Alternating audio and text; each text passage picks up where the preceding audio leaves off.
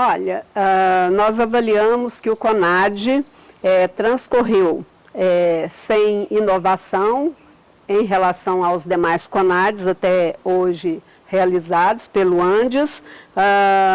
Devemos lembrar que a maioria das propostas que passaram foram elas as propostas endossadas pela atual diretoria, que acaba de tomar posse, portanto, também sem novidade, porque há muita dificuldade de passar e aprovar propostas que não seja da atual diretoria, que não seja do grupo que vem há anos dominando o Andes. Outra coisa que eu gostaria de ressaltar é que foi preocupante perceber que houveram algumas manobras por parte da condução do CONAD, no sentido, por exemplo, de negar contagem de quórum, o que não foi bom, negar contagem, não foi nem de quórum, foi contagem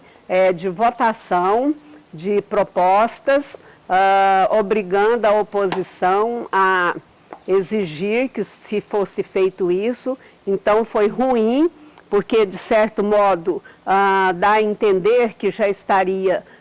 havendo uma tentativa de manipular o CONAD. Outra coisa que eu chamaria atenção foi para o fato de que a oposição tentou de alguma forma e bem contundentemente desqualificar a oposição, inclusive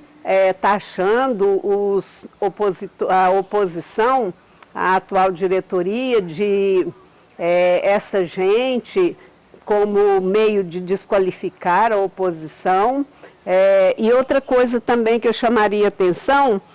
foi, por exemplo, a tentativa de desqualificar algumas TRs. Por exemplo, a ADUF trouxe 2 TRs e uma delas foi totalmente desqualificada pela atual diretoria,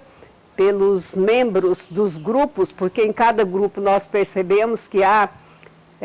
um quantitativo grande de pessoas da própria diretoria, tá? Então, por exemplo, a questão de aceitar que os professores ingressantes, aqueles que estão em estágio probatório, pudessem ingressar, se filiar, não pagando durante o seu tempo de período probatório, isso não foi passado e foi colocado como sendo algo não muito interessante para se fazer política sindical, tá? Mas também não há nenhuma outra política. Enfim, nós também ressaltamos o fato de que há um número bem grande de observadores, são 226 observadores, entretanto, apenas 67 delegados, e isso demonstra que o Estatuto do Andes ele precisa ser atualizado, porque é impossível você estar em um CONAD onde há muita coisa a ser votada, há muita coisa a ser decidida em termos de